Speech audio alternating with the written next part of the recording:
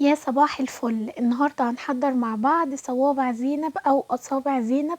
كتير بندور على الطريقة الاصلية ليها وازاي نعملها وتكون زي الجاهزة او زي اللي بنشتريها من بره. النهاردة بخطوات بسيطة جدا وبطريقة في منتهى السهولة هنحضرها مع بعض وهتطلع معانا احسن والذ من الجاهزة اللي بنجيبها من المحلات من بره. كمان هنعملها باقل التكاليف وهنشوف السر اللي يخليها تطلع معانا مقرمشة. كمان هنعرف ايه سر لونها الذهبي الجميل. النهارده هنحضرها بطريقه بسيطه جدا وكمان المقادير بسيطه وكلها متوفره في البيت. يا ريت نعمل لايك للفيديو، ولو كنتوا بتشوفوني لاول مره او كنتوا جداد على القناه يا ريت نضغط على كلمه سبسكرايب اللي تحت الفيديو او اشتراك ونفعل الجرس علشان دايما يوصلنا اشعار باي وصفه او كل فيديو جديد. ويلا بينا نشوف المقادير وطريقه التحضير مع بعض. في البداية هنبدأ نحضر مع بعض السيرب او الشربات لان مهم جدا يكون معانا بارد، فهو ده اول حاجة بنبدأ ان احنا نحضرها في البداية. وكل اللي هنحتاج 3 كوبايات من السكر الابيض ما يعادل 400 جرام من السكر. تمام، هنحتاج 3 كوبايات من السكر وهنضيف عليه 2.5 كوبايات من المية. السكر هنا بيكون 400 جرام والمية 350 جرام برضو من المية. المية بتكون فترة يعني مية من الحنفية عادي. بنضيف السكر والمية وبنضيف عليهم عصرة نص ليمونة. تمام، كمان بنضيف 2 معلقة كبار من العسل الجلوكوز وما يعادل 100 جرام من عسل الجلوكوز. طيب حد هيقول لي مهم ان احنا نضيفه او ممكن نستغنى عنه؟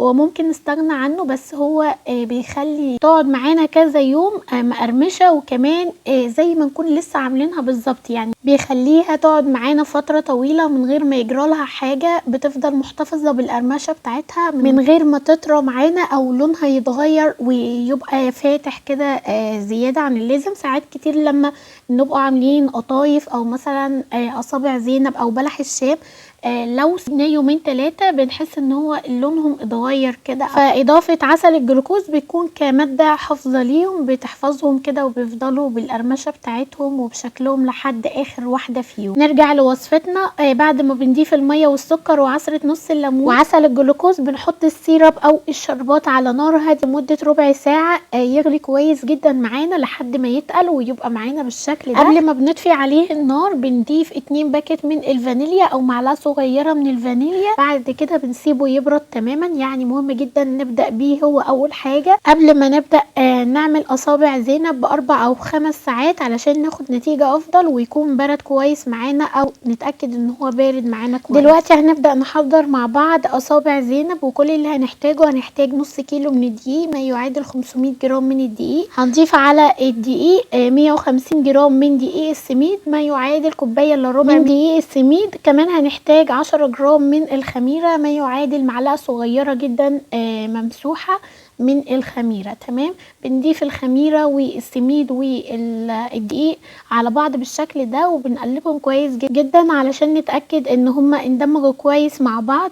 بعد كده بنضيف معلقة صغيرة من الفانيليا البودرة ما يعادل تقريبا كيس او باكت من الفانيليا. زي ما احنا شايفين مع بعض كده بنضيف الفانيليا وبنضيف كمان 120 جرام من الزيت. اي نوع زيت نباتي عندكم تقدروا تضيفوه عادي. وال120 جرام زيت بيكونوا تقريبا نص كوباية، يعني بنحتاج نص كوباية من الزيت لو بنشتغل بالكوباية. فانا بقول دلوقتي المقادير بالكوبايه وبالجرام علشان الناس اللي بتحب المقادير دقيقه. بعد ما بنضيف الزيت بنضيف كمان 300 جرام من الميه ما يعادل كوبايه وتلت من الميه. تمام، بنضيف الميه كده بالتدريج، يعني بنضيف الكوبايه الاولانيه بالشكل ده وبعد كده بنخلي تلت الكوبايه التاني لما نشوف العجينه هتحتاجه ولا لا، لان اوريدي نوعيه دي هي اللي بتحدد احنا هنحتاج ميه بزياده او اقل، لان نوعيه دي هي اللي بتختلف في امتصاصها السوائل. تمام، فبنضيف الميه كده بالتدريج. انا ضفت الكوبايه الاولانيه كلها في البدايه وبعد كده ضفت تلت الكوبايه دي على مرتين لما شفت العجينه كده احتاجت الميه. يعني بالشكل ده بنضيف الميه بالتدريج لحد ما نشوف العجينه هتحتاجها ولا ايه. اهم حاجه بنعجن العجينه بتاعتنا كويس جدا لحد ما تكون معانا العجينه طريه وفي نفس الوقت يكون قوامها مش بيلزق في ايدينا خالص. انا ضفت او احتجت الكوبايه وتلت من الميه، يعني ضفت 300 جرام من الميه كلهم بالشكل ده، وعجنت العجينه كويس جدا. لو هتعجنوا على ايديكم هتاخد بالظبط 10 دقايق معاكم، لو هتستخدموا عجان هتاخد 7 دقايق او اقل، لان طبعا العجان بيكون اسرع. اهم حاجه لو هنعجن بايدينا نعجن العجينه كويس جدا معانا لحد ما تكون طريه، يعني دي اهم خطوه. العجينه لازم تكون طريه جدا معاكم، وفي نفس الوقت الملمس بتاعها يكون ناعم كده، القوام بتاع العجينه نفسه يكون مش بيلزق في الايد. بعد ما بنعجنها بقى كويس جدا بنحطها كده قدامنا على رخامه او اي حاجه احنا هنقطع عليها العجينه، وبنفردها فرده بسيطه جدا، وبقطعها بقى او بالسكينه، يعني باي قطاعه او بسكينه عندكم مطبخ. هتبداوا تقطعوا العجينه بالشكل اللي انتوا شايفينه ده.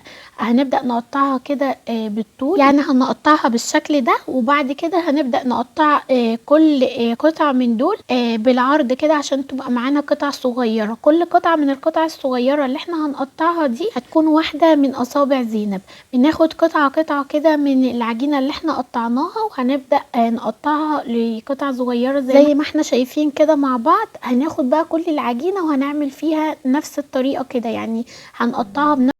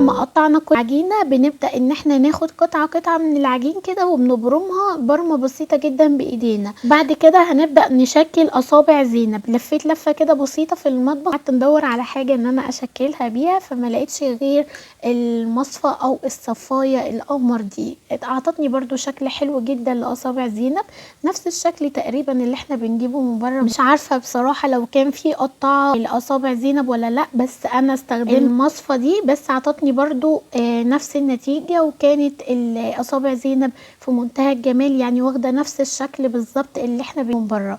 كل اللي بنعمله بناخد قطعة من العجينة كده وبنبدأ نحطها كده على الأداة دي او المصفى دي، وبنضغط عليها كده بصوابعنا ونبدأ نلفها وبنقفلها كويس جدا. اهم حاجة ان احنا نقفل العجينة كويس بعد ما بنشكلها، يعني لما بنضغط على العجينة كده وبنلفها نبدأ ان احنا نقفل الاطراف او بنضمها لبعضها، علشان طبعا لسه هترتاح معانا، واثناء ما احنا بنقليها ما تفتحش في الزيت وتفضل شكلها حلو معانا ونفس الشكل بالظبط. او زي ما بنجيبها جاهزة بنخلص العجينة كلها وبنشكل اصابع زينب كلها بنفس الشكل وبنفس الطريقة كده.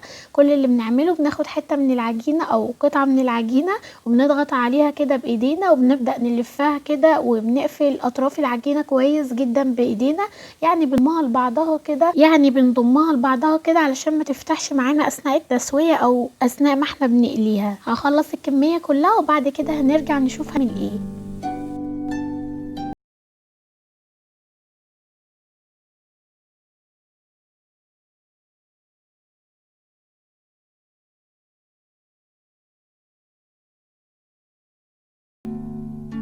بعد ما شكلنا العجينة وخلصنا اصابع زينب كلها، يعني شكلناها كلها، هنبدأ دلوقتي نقليها. هنحتاج كده طاسة هنحطها على النار، وهنحتاج كمية حلوة قوي من الزيت، يعني استغنوا كده عن ازازة زيت وحطها في الطاسة دي. لازم تكون الطاسة او اصابع زينب الزيت مغطيها، يعني اهم حاجة لازم يكون الزيت مغطيها. ونحط كمية زيت حلوة قوي في الطاسة تكون غزيرة كده، لان دي اهم خطوة لازم نحمرها او نقليها كويس جدا.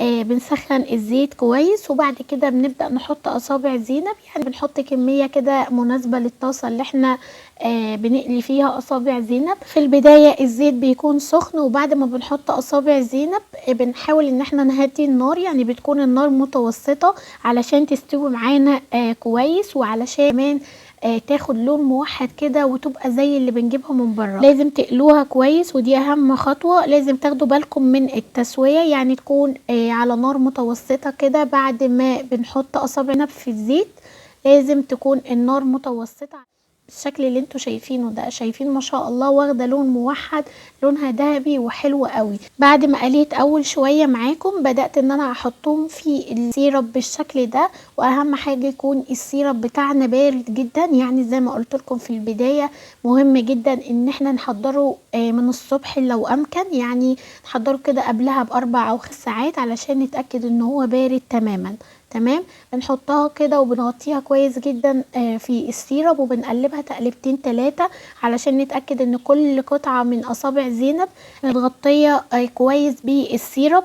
بنخلص الكمية كلها وبنقليها بنفس الشكل كده. بنحط اصابع زينب في الزيت، وبعد كده نار متوسطة بنسيبها تستوي كويس، ومن وقت للتاني بنقلبها كده علشان نتأكد ان كل قطعة منها لونها موحد، وعشان تاخد لون حلو معانا لازم نقلبها من وقت للتاني، بس مش في البداية، يعني يفضل كده بعد اول 5 دقايق من وهي على النار، علشان بتبقى في البداية لسه طرية. فعلشان ما تتكسرش معاكم بعد اول 5 دقايق انكم تقلبوها كده. اول ما بتلاحظوا ان هي بدأت تاخد لون بتبدأوا انكم تقلبوها، وبنطلعها اول ما بتاخد لون ذهبي كويس، وبنجد ان هي استوت معانا كويس كده. خلصنا الكمية كلها وقلينا اصابع زينب اللي احنا حضرناها مع بعض كلها.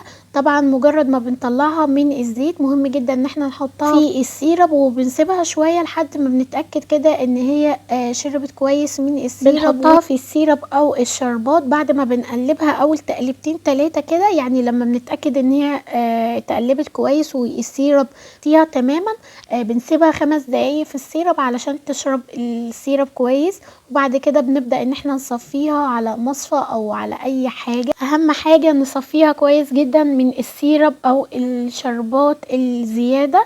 وبعد كده خلاص بنقدمها بقى. شايفين ما شاء الله ده شكل اصابع زينب اللي حضرناها مع بعض النهارده، يعني بصراحة كده وبكل امان مهما احكي لكم عن الطعم مش هيوصف جمال طعم اصابع زينب اللي احنا محضرينها دي. كان طعمها حلو قوي، ألذ واجمل بكتير جدا من الجاهزة اللي احنا بنجيبها من بره، كمان بمكونات بسيطة جدا وكلها اقتصادية وموجودة في البيت. حضرناها وبطريقة في منتهى السهولة، مفيش اسهل ولا ابسط منها.